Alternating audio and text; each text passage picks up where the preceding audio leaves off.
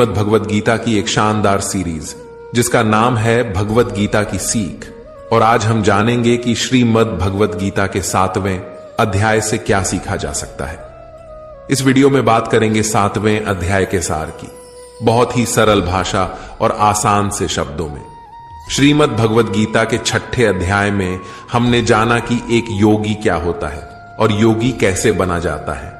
भगवद गीता के इस 7वें अध्याय में हम जानेंगे कि ईश्वर किस तरह से इस संसार को चलाते हैं, ईश्वर को कौन से भक्त बहुत अच्छे लगते हैं, इंसान भगवान को क्यों नहीं जान पाता है तथा भगवान को कैसे प्राप्त किया जा सकता है। तो चलिए विस्तार से जानते हैं श्रीमद् भगवद गीता के 7वें अध्याय से मिलने वाली सीख और शिक्षाओं के बारे में। अब तक भगवान श्री कृष्ण ने बहुत सारी बातें, बहुत सारे प्रश्नों के उत्तर दिए। उन्होंने समझाया कि मुझ तक पहुंचने के 2 रास्ते हैं, ज्ञान योग तथा निष्काम कर्म योग। भगवान ने बताया कि कर्म या यज्ञ करने की विधि क्या है, तरीका क्या है, ध्यान कैसे करना चाहिए। बहुत सारे सवालों के जवाब दिए। वर्ण शंकर क्या है, अवतार क्या है, कब प्रभु के दर्शन होते हैं, बहुत सारी बातें।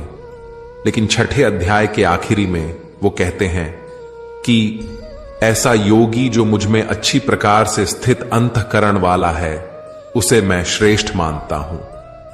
तो यह अच्छी प्रकार से स्थिति क्या होती है, यह कब होता है? तो इस अध्याय में जब हम आगे बात कर रहे हैं तो इसमें हम ज्ञान की बात करेंगे, विज्ञान की बात करेंगे। ज्ञान तो वो है जब आप मोक्ष प्राप्त कर लेते हैं और फिर जब अमृत तत्व की जानकारी मिलती है तो उसे ज्ञान कहते हैं। लेकिन विज्ञान यह है कि वो प्रभु सबके हृदय में एक साथ कैसे काम करते हैं, कैसे सबके हृदय में एक साथ विद्यमान है। ये वो विज्ञान है जिसके बारे में इस अध्याय में भगवान श्री कृष्ण बात करने जा रहे हैं। यह अध्याय भगवान की शक्तियों के भौतिक और आध्यात्मिक आयामों के वर्णन के साथ आरंभ होता है। श्री कृष्ण व्यक्त करते हैं कि ये सब उन्हीं से प्रकट होते हैं और धागे में गुथे मोतियों की भांति उनमें स्थित रहते हैं। वे समूची सृष्टि के स्रोत हैं और ये सब उन्हीं में पुनः विलीन हो जाते हैं। उनकी प्राकृत शक्ति माया पर विजय प्राप्त करना अत्यंत दुष्कर है, लेकिन वे जो भगवान के शरणागत हो जाते हैं वे उनकी कृपा प्राप्त करते हैं और इस पर सरलता से विजय पा लेते हैं। आगे श्री कृष्ण उनके शरणागत न होने वाले 4 प्रकार के लोगों और उनकी भक्ति में तल्लीन रहने वाले 4 प्रकार के लोगों का वर्णन करते हैं। वे अपने भक्तों में उन्हें अत्यंत प्रिय मानते हैं जो अपने मन और बुद्धि को उनमें विलय कर ज्ञान में स्थित होकर उनकी आराधना करते हैं। कुछ लोग जिनकी बुद्धि सांसारिक कामनाओं द्वारा हर ली जाती है वे स्वर्ग के देवताओं की शरण में जाते हैं, किंतु ये स्वर्ग के देवता केवल अस्थाई भौतिक सुख प्रदान कर सकते हैं और इन क्षणभंगुर सुखों को भी वे भगवान से शक्तियां प्राप्त होने पर ही प्रदान कर सकते हैं। इस प्रकार से भक्ति का उपयुक्त लक्ष्य स्वयं भगवान है। श्री कृष्ण पुष्टि करते हैं कि वे परम सत्य और अंतिम गंतव्य या सिद्ध हैं और सर्वज्ञ, सर्वव्यापक और सर्वशक्तिमान जैसे शाश्वत दिव्य गुणों से संपन्न है, क्योंकि उनका वास्तविक स्वरूप उनकी दिव्य योग माया शक्ति के आवरण द्वारा आच्छादित रहता है और इसलिए उनके अविनाशी दिव्य स्वरूप को सब नहीं जान सकते। यदि हम उनकी शरण ग्रहण करते हैं तब वे हमें उन्हें जानने का अपना दिव्य ज्ञान प्रदान करते हैं और उनको जानकर हम भी आत्मज्ञान और कार्मिक गतिविधियों के क्षेत्र का ज्ञान प्राप्त कर लेते हैं। भगवान श्री कृष्ण कहते हैं कि हे अर्जुन, अब मैं तुम्हारे समक्ष इस ज्ञान और विज्ञान को पूर्णतः प्रकट करूंगा, जिसको जान लेने के बाद इस संसार में तुम्हारे जानने के लिए और कुछ शेष नहीं रहेगा। हे अर्जुन, हजारों मनुष्यों में से बहुत कम होते हैं जो मुझ तक पहुंचने का प्रयत्न करते हैं, कोशिश करते हैं कि भगवान के दर्शन कर लें। बाकी तो सब भोग विलास में व्यस्त होते हैं और उन कोशिश करने वालों में से भी, प्रयत्न करने वालों में से भी कोई बिरला ही होता है जो मुझे बहुत समर्पण के साथ प्रेम करता है, जो मुझ तक पहुंच पाता है और साक्षात्कार कर पाता है, उस ज्ञान को प्राप्त कर पाता है। हे अर्जुन, पृथ्वी, जल, अग्नि, वायु और आकाश और साथ में मन, बुद्धि और अहंकार, ये सब मेरी प्राकृत शक्ति के 8 तत्व हैं। ये मेरी अपरा शक्तियां हैं, यानी कि जड़ प्रकृति है।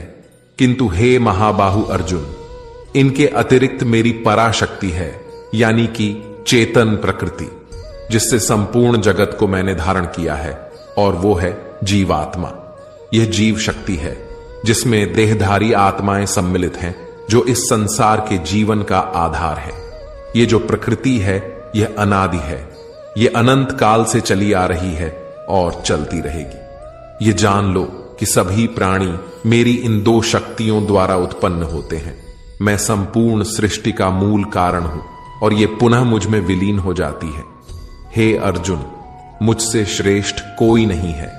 सब कुछ मुझ पर उसी प्रकार से आश्रित है जिस प्रकार से धागे में गुत्थे मोती होते हैं। आगे भगवान श्री कृष्ण अपने विस्तार को समझाते हुए कहते हैं कि हे कुंती पुत्र, मैं ही जल का स्वाद हूं, सूर्य और चंद्रमा का प्रकाश हूं। मैं वैदिक मंत्रों में पवित्र अक्षर ओम हूं। मैं ही अंतरिक्ष की ध्वनि और मनुष्यों में सामर्थ्य हूं। मैं पृथ्वी की शुद्ध सुगंध और अग्नि में तेज हूं। मैं सभी प्राणियों में जीवन शक्ति हूं और तपस्वियों का तप हूं। श्री कृष्ण आगे कहते हैं कि हे अर्जुन, यह समझो कि मैं सभी प्राणियों का आदि बीज हूं। मैं बुद्धिमानों की बुद्धि और तेजस्वियों का तेज हूं। वो कहते हैं कि यह जो प्रकृति है ये 3 गुणों वाली है, त्रिगुणात्मक है। वे इसको परिभाषित करते हैं। वे कहते हैं कि 3 प्रकार के प्राकृतिक गुण, सतोगुण, रजोगुण और तमोगुण मेरी शक्ति से ही प्रकट होते हैं। ये सब मुझ में है, लेकिन मैं इनसे परे हूं। माया के इन 3 गुणों से ये जो सारा जगत है, ये जो सृष्टि है, ये मोहित हो रही है। इसलिए लोग मुझे समझ नहीं पाते, क्योंकि मैं इन 3 गुणों से, त्रिगुणात्मक प्रकृति से ऊपर हूं। श्री कृष्ण इस अध्याय में ज्ञान की भी बात करते हैं, विज्ञान की भी बात करते हैं। वे कहते हैं कि प्रकृति के 3 गुणों से युक्त मेरी दैवीय शक्ति माया से पार पाना अत्यंत कठिन है, किंतु जो मेरे शरणागत हो जाते हैं वे इसे सरलता से पार कर जाते हैं। माया जाल में फंसे हुए मूर्ख लोग मेरी शरण में नहीं आ पाते हैं। हे कुंती पुत्र, 4 प्रकार के लोग मेरी शरण ग्रहण नहीं करते। वे जो ज्ञान से वंचित हैं, वे जो अपनी निकृष्ट प्रवृत्ति के कारण मुझे जानने में समर्थ होकर भी आलस्य के अधीन होकर मुझे जानने का प्रयास नहीं करते। वे जिनकी बुद्धि भ्रमित है और वे जो आसुरी प्रवृत्ति के हैं। हे भरत श्रेष्ठ अर्जुन, 4 प्रकार के पवित्र लोग मेरी भक्ति में लीन रहते हैं। कोई दुख और संकट में याद करने वाला, कोई ज्ञान की जिज्ञासा रखने वाला, अर्थात मुझे जानने की इच्छा रखने वाला जिज्ञासु, कोई संसार के स्वामित्व की अभिलाषा रखने वाला, और कोई जो पहले से ही मुझे जानने वाला परम ज्ञान में स्थित ज्ञानी। इनमें से मैं उन्हें श्रेष्ठ मानता हूं जो ज्ञान युक्त होकर मेरी आराधना करते हैं, मुझे भजते हैं और दृढ़ता पूर्वक अनन्य भाव से मेरे प्रति समर्पित होते हैं। मैं उन्हें बहुत प्रिय हूं और वे मुझे अत्यंत प्रिय हैं। ये चारों ही तरह के भक्त दयावान होते हैं, लेकिन ज्ञानी पुरुष तो मानो जैसे मेरा ही रूप हो।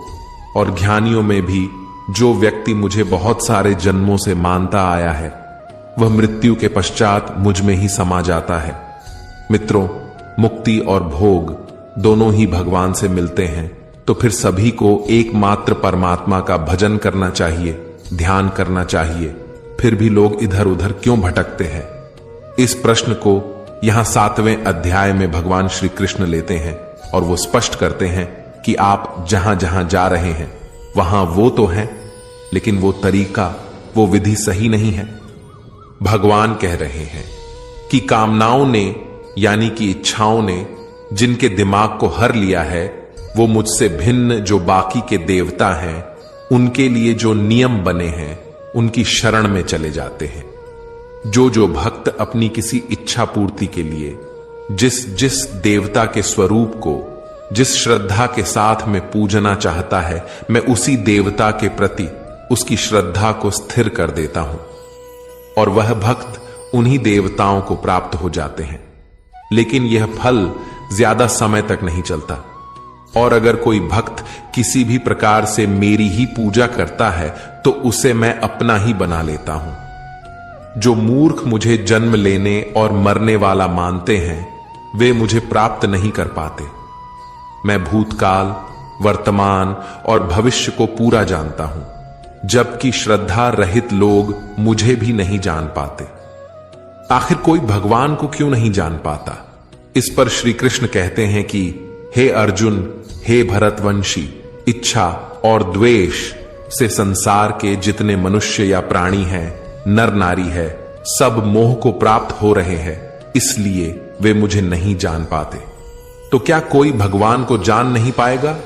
इस पर भगवान श्री कृष्ण कहते हैं कि जो पुण्य कर्म, जिसे आराधना कहते हैं, मेडिटेशन कहते हैं, योग कहते हैं, ध्यान कहते हैं, अभ्यास कहते हैं, चिंतन कहते हैं, जो ऐसा कर रहे हैं, जिन भक्तों ने अपना पाप नष्ट कर दिया है, वो इन सब मोह माया से मुक्त हो करके अंत में दृढ़ रह करके उसी रास्ते पर टिके रह करके मुझे भजते हैं और मेरी शरण में आकर के इस चक्कर से, जिसे जन्म मृत्यु का चक्र कहा जाता है, इससे मुक्ति पाने के लिए प्रयास करते हैं, प्रयत्न करते हैं। जो भक्त इस सांसारिक मोह और माया को छोड़कर श्रेष्ठ कर्मों का आचरण करके मेरी भक्ति करते हैं, वह इस मृत्यु से मुक्त होकर मुझ में ही समा जाते हैं। तो दोस्तों, आज के समय के हिसाब से इस चैप्टर का मतलब आप इस तरह से निकाल सकते हैं कि जब आप अपने जीवन में कोई लक्ष्य निर्धारित करते हैं तो आप समय बीतने के साथ साथ अपने लक्ष्य को भूलने लगते हैं, क्योंकि हमारे जीवन में भटकाव बहुत सारे होते हैं। जैसा कि श्री कृष्ण ने बताया कि माया जाल में फंसा हुआ व्यक्ति भगवान को भूल जाता है, ठीक वैसे ही कई बार बहुत मेहनत करने वाला व्यक्ति भी राह से भटक जाता है और सोचने लगता है कि ये लक्ष्य आदि सब बेकार है, जिंदगी के मजे लो, कल को पता नहीं रहूं या ना रहूं। और इस तरह के लोगों को श्रीमद् भगवद गीता में मूर्ख कहा गया है, जो इतना भी नहीं जानते कि जीवन के ये भटकाव तो खुद मेहनत करने वालों को आजमाते हैं। या तो इंसान उसमें उलझ करके रह जाएगा या इसको पार कर जाएगा। और इस तरह से लगातार बिना भटके जो कठोर परिश्रम करता है, उसी को जीवन में सफलता मिलती है। मित्रों, मैं आशा करता हूं कि आपने इस वीडियो से बहुत कुछ सीखा होगा। वीडियो को लाइक और शेयर करके कमेंट में जय श्री राधे कृष्ण लिखना ना भूलें और ऐसे ही ज्ञानवर्धक वीडियोस पाने के लिए हमारे चैनल को सब्सक्राइब करके घंटी जरूर बजा दें। भगवान श्री कृष्ण आपको हमेशा प्रसन्न रखें। जय श्री राधे कृष्णा। राधे राधे।